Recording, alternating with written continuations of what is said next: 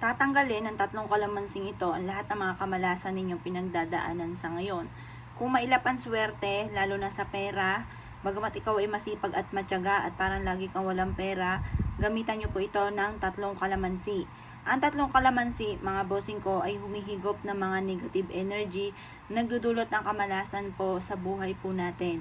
Kung ang inyo pong tahanan ngayon ay parang pansin po ninyo ay nagsusunod-sunod ang mga pagsubok, huwag nyo po yung pagtiisan dahil marami tayong pwedeng gawin sa pamamagitan ng tatlong kalamansing ito. Kailangan lamang po ay Tuesday or Friday, pero kung ikaw ay abala sa mga ganyang araw, gawin nyo po ito kahit anong araw, basta umaga ng alas 7 ng umaga. Kayo pa mga bossing ko ay magpunta sa may pintuan po ng inyo pong main door.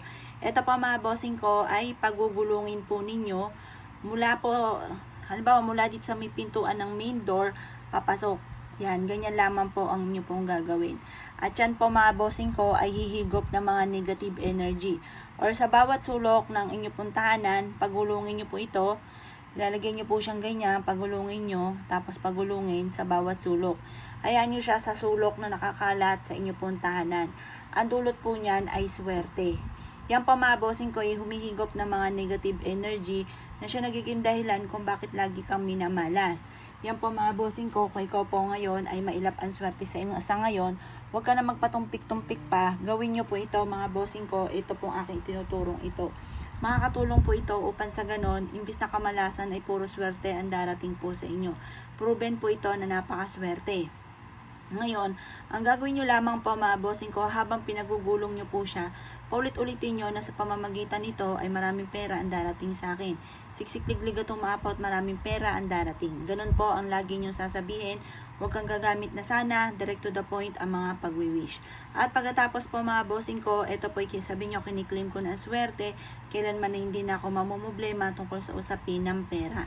Mainam po na hayaan nyo po ito ng good for 1 week sa bawat sulok ng inyong tahanan. Ngayon, dahil 4 ang sulok ng ating tahanan, dagdagan nyo siya ng isa pa.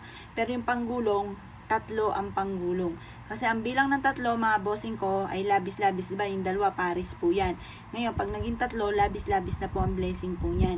Yan po mga bossing ko, ang kulay berde ay for money, tapos ang berde ay for health, mga bossing.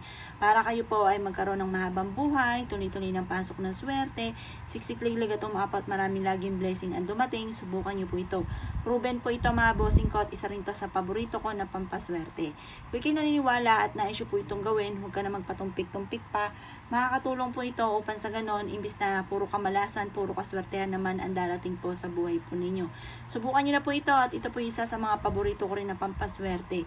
Ginagawa ko rin po ito mga bossing ko, lalo-lalo na kung parang napapansin ninyo na mailap na swerte para pong susunod ang pagsubok lalo na sa pera. Subukan nyo po ito sa pamamagitan ng kalamansi.